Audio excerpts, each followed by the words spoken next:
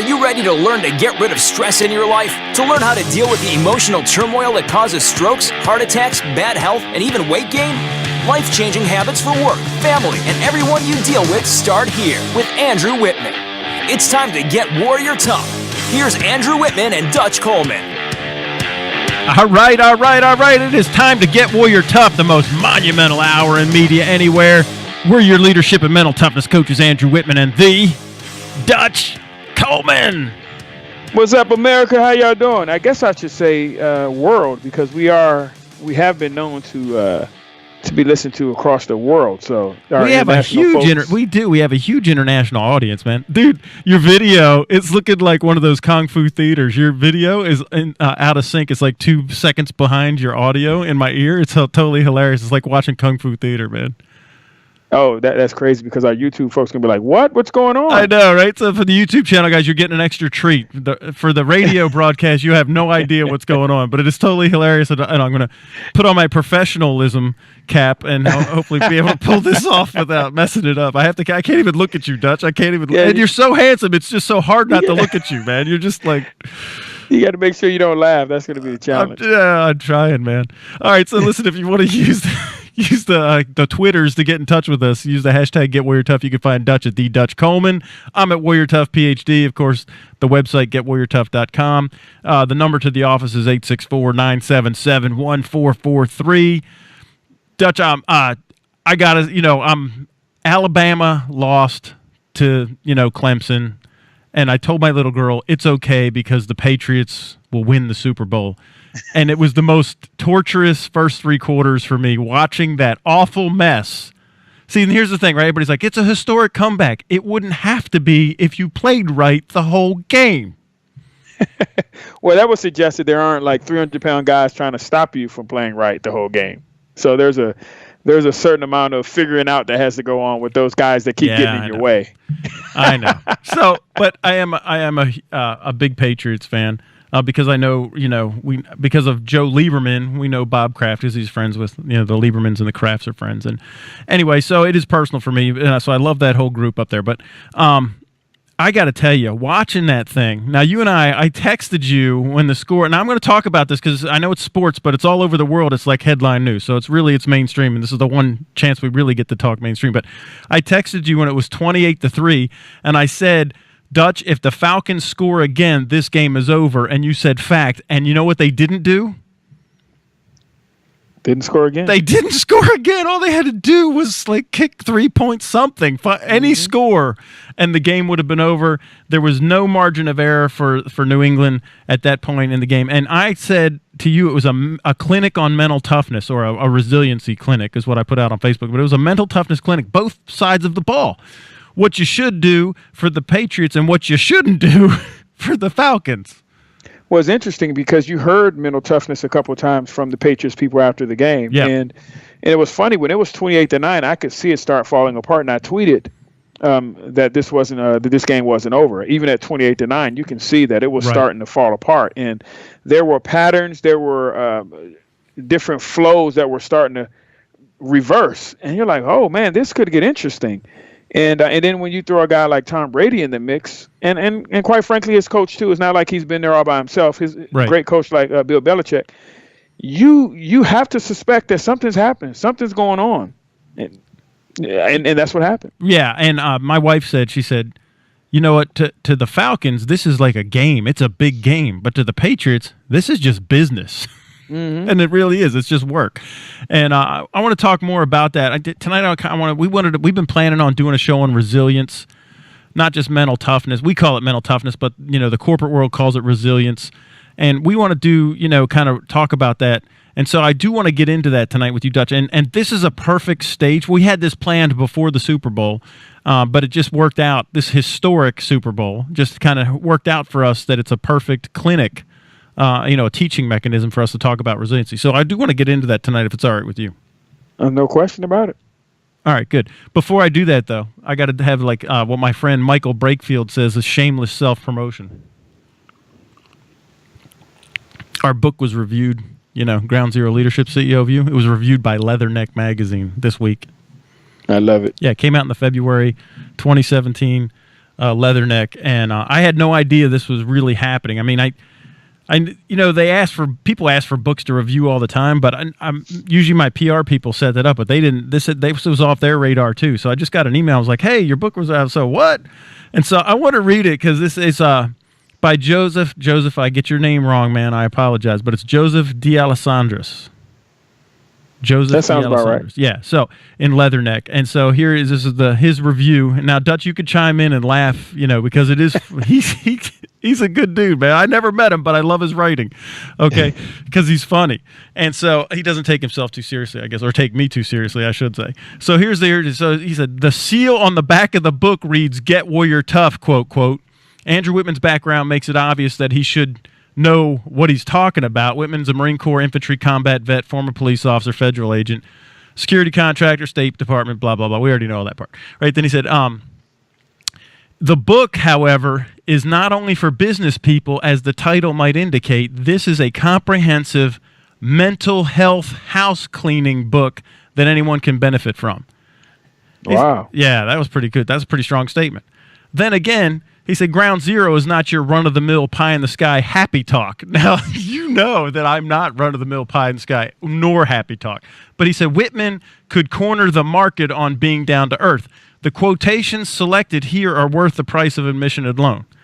Although I have to take Wittman with a grain of salt when he tries to convince us that we are all geniuses, because that's the beginning of the book, is that you're all genius. And you know what I talk about in neuroscience, that even if you don't know it consciously, your brain knows you're a genius and will never go against your genius self. So let me jump in there with that, because that isn't something that's for marketing, saying we're all geniuses. And we talk about this, and you talk about this in the book, you talk about this in when we go out and speak. And for anyone who's reading that is not a joke, that we're all geniuses, and that's something that I want to stress, that when you look at the things that we've done individually ourselves that would defy anything that we would have thought of prior to doing it, our accomplishments, right? You got to know that there's more to you than you even know, because you have proven it to yourself time and time again throughout your life. Just think about it, and think about the things you have yet to commit to. Think about the things you've done with half your energy and you've completed. Think if you ever went all in with different things. So the part about you being a genius is cool, and it sounds fun and all that stuff, but it's true. It's real. It's absolutely true. Right. It's real. it's real. Yeah. Real. So, it's not a joke. Right. So he kind of, so he said, Wittman's take that actually being a complete perfectionist is self-defeating, and that makes perfect sense. But let's not throw out the baby with the bathwater. As Wittman states, and he's quoting me, quote, I'm going to quote him quoting me. This is funny. I've learned that being a perfectionist is a bad thing. I get the whole OCD thing. I've got the OCD thing. But pursuing perfection, i.e. excellence, is a really good thing. Pursuing perfection should not be confused with being a perfectionist. Exactly. Two different things, one way more valuable than the other. Right, so being a perfectionist, you're uptight all the time, and you could never win that game. You're always setting yourself up for failure. But when you go after excellence, when you're pursuing perfection, and this is the end of the quote, pursuing perfection is aiming for the center of the target. In fact, if you don't aim for the bullseye of the target, you almost have no chance of hitting it and zero chance of hitting it consistently. Absolutely. So, and I love how what was really cool reading his book review is that he's letting us know, like, first off, I know he read the book, and then the second thing is that he's pulling the things that spoke to him, which is really cool for me to see. When people tell me about the book, they tell me about the things that spoke to them, where they were at that point in their life, and what really made an impact on them. So I love, seeing how it impacts people. Well, the beauty of it is when someone reads something that you put out, or someone hears something that you say, it can be a number of things. It can be received a number of different ways, right? Yeah. Oh, yeah.